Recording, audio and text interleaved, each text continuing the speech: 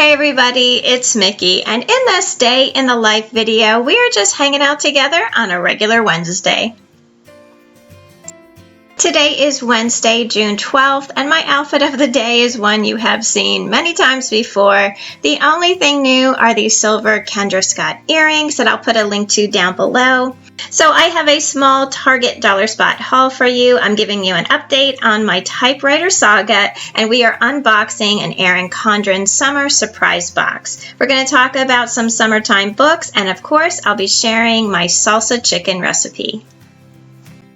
Before we get moving this morning, I wanted to tell you what I have been working on this week. If you remember in my vlog, I think it was last week, I took you guys out to my favorite antique store in Luckett's, Virginia. So while we were there, I came across an old typewriter, and in case you don't know, I collect old typewriters. I just think they are the coolest things ever, and you don't really come across them too often for a reasonable price. Now this one was very reasonable. It wasn't functional, but that's not like a big deal for me because I use them for display. I didn't buy it on that day, and I kind of regretted it for the rest of the week. So on last Saturday, we took another drive out there and we picked it up and brought her home. So I wanted to show you what she looks like. We're kind of in the midst of getting her cleaned up and working just a little bit. So I wanted to show you what that process looks like. So I just have her right here sitting on the kitchen table. We've been working on her about 3 days. We'll probably be done today. I think it's about as clean as we're going to be able to get it.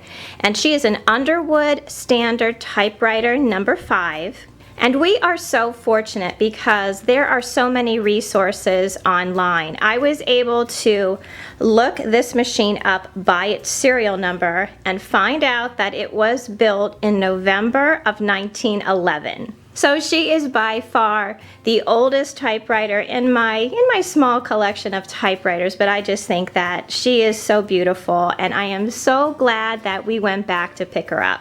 Now, like I said, when we bought it, this machine was completely non-functioning. I think that's why we got it for a pretty reasonable price. It was only about $60 when we bought it, and I have found that anything under $100 is a pretty good deal with these old, very collectible typewriters. So I have always been really fortunate that my husband has always been really good at fixing different kinds of machinery and getting things to work when they're broken. He just really likes to tinker with stuff like that. So he was able to get all of the keys working again. He was able to get the carriage moving back and forth. It was kind of rusted and frozen into the same spot. So even though it's not a typewriter that I would actually use, I always just use them for display. It's good that it's, you know, back in working order a little bit, and through the whole process you're really able to get in there and clean things out.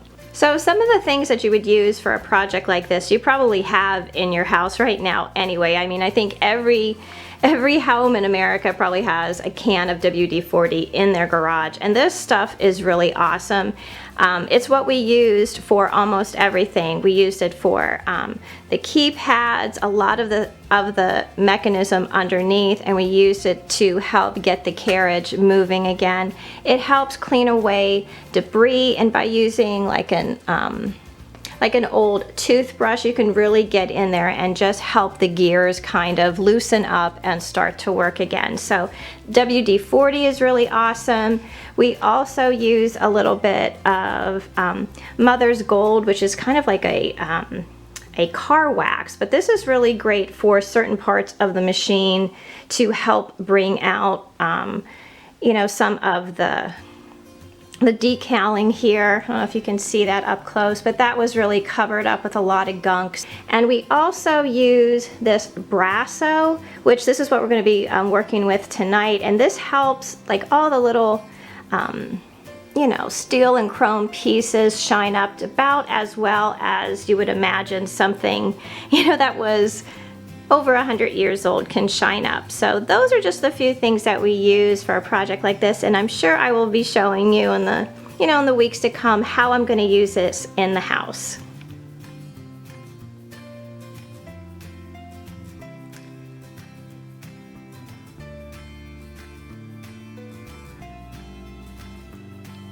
So while we were out, we stopped at Target so I could see what the Dollar Spot had for the upcoming 4th of July holiday.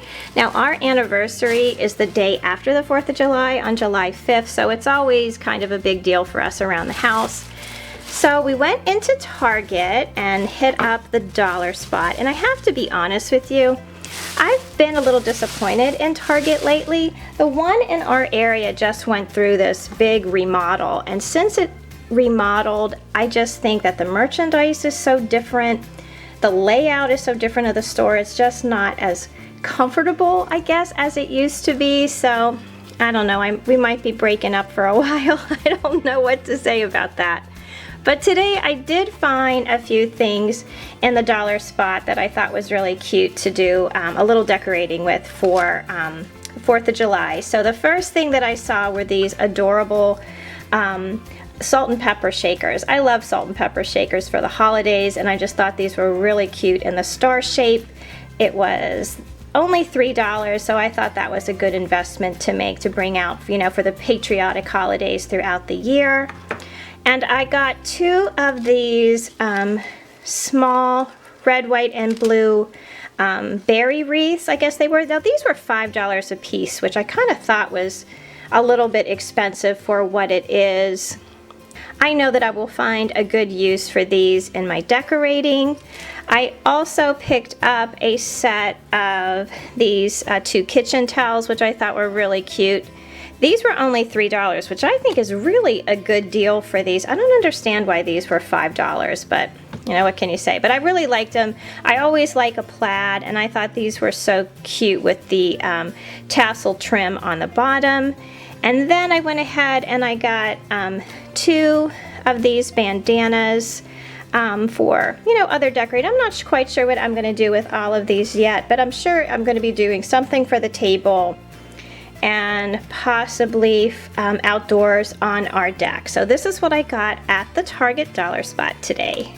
So I was pretty excited when we got home a little while ago and I saw this box at my door. This is the Erin Condren Summer Surprise Box. Now they did not send this to me. I bought it all on my own. This is a box that comes out, I guess, 4 times a year, every season, that has seasonal and new and or exclusive products in it from Erin Condren for your planners. So I pulled you up really close so that you can get a good look at what's inside the box, and I did a little bit of peeking both in the box and online. I just wanted to see, you know, what kind of things to expect. So everything is always packed so nice with Erin Condren because it's such a bummer when you make an order from someplace and things come in damaged and you can't use them. So I always appreciate that.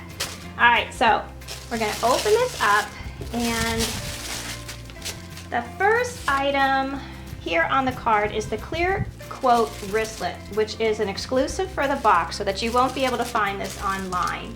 I think I'm going to be using this for my planner supplies.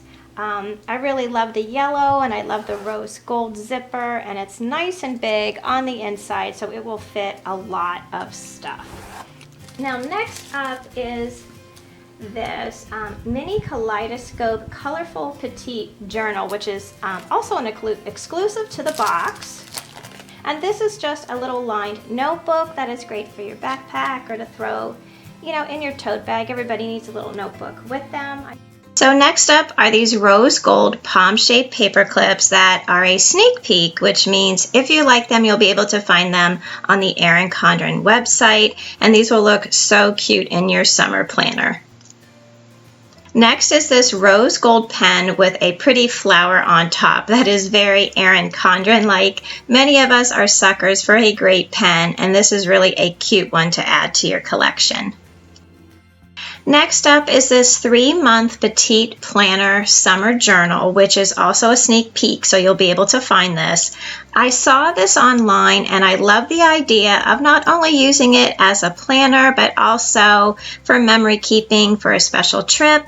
The calendars are not dated, so you can use it really any time of year. It comes with some stickers in the back and date covers, and it has all these sweet little prompts in it that you can record your memories.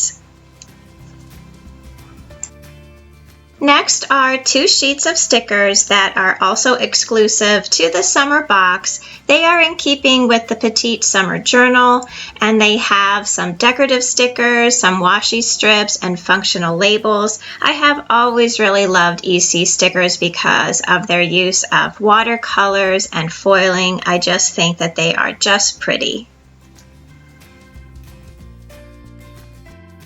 And lastly are the interchangeable covers, which are always exclusive to the seasonal boxes. These covers say Chase the Sun in rose gold and have a repeat of the colors found throughout this box. I do really like changing my planner covers for each season, and these are just going to be perfect for summer.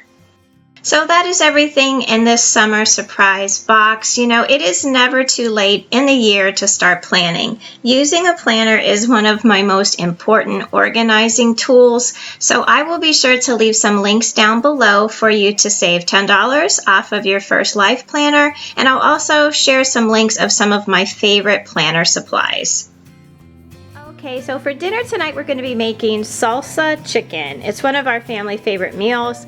I have a really big package of chicken here, and I'm probably only going to use 2 or 3 of these big chicken breasts because I'm going to cut them in half lengthwise. You'll also need some salsa or picante sauce. Paste is our favorite. I just buy the mild. We just like it, you know, not too spicy. You're going to need some cheese. Really, any shredded cheese that you have in the refrigerator will do.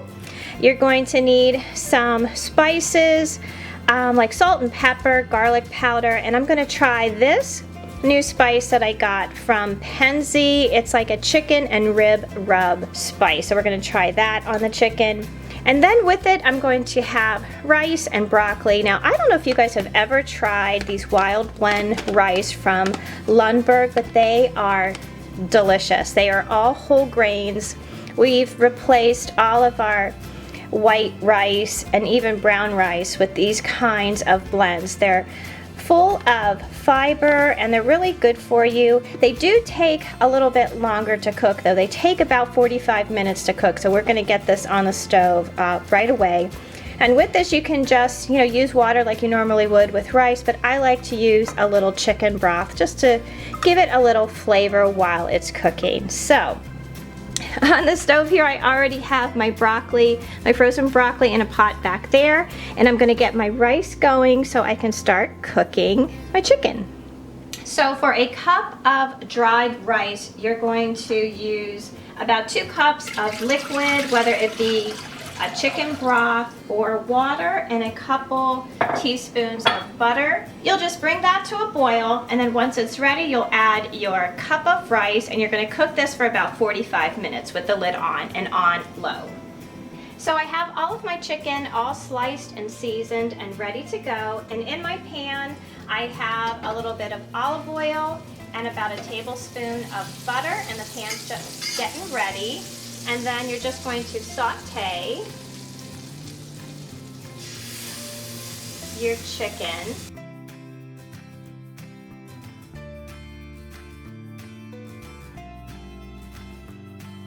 So while the chicken is cooking away in the kitchen, I wanted to show you the books that I have set aside that I want to read this summer. I don't know about you guys, but I do not read very much at all during the year. So every summer I get really excited about reading a couple good books. So far I have these 3 set aside that I can't wait to read. This is the new one by Kelly Corrigan, Tell Me More. She wrote The Middle Place, which was one of my most favorite reads I've had in a long time.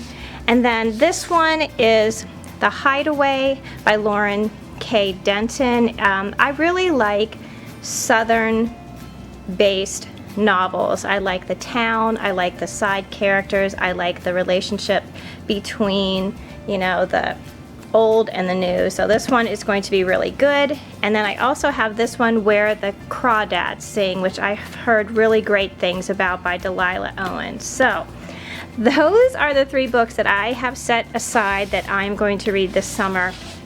I would love to hear what you guys are reading. If you have any more suggestions, if I get through these 3, I would like to have some more on my list to look up. So once the chicken has sauteed a bit on each side, I like to turn the heat down to low and let it cook for about 10 minutes or so with the lid on to be sure that it is cooked all the way through. So once you're at this point and it cooked for a little while with the lid on, you're just going to take your jar of salsa and you're going to pour it over each piece of chicken. And cover it pretty thickly because we're going to put the lid back on here and let it cook for a couple more minutes. And the more salsa you put on, the better flavor it is, of course. And then we're going to put the lid back on and let it cook a few more minutes.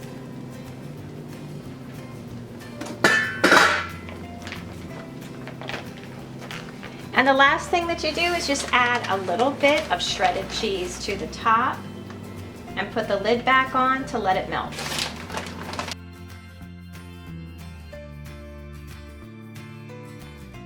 So this is what we're having for dinner tonight. Salsa chicken with a little bit of guac and sour cream, broccoli, and rice. So thank you so much for watching today. I have gotten a lot of requests for longer vlogs, so I hope you enjoyed today's video. Links to the products I mentioned and recipe details can be found in the description box down below. Please don't forget to subscribe. I would love to have you all back as part of my YouTube family. So until I see you in that next video, I hope that you love the life that you have, be kind to each other, and I will see you again soon. Bye!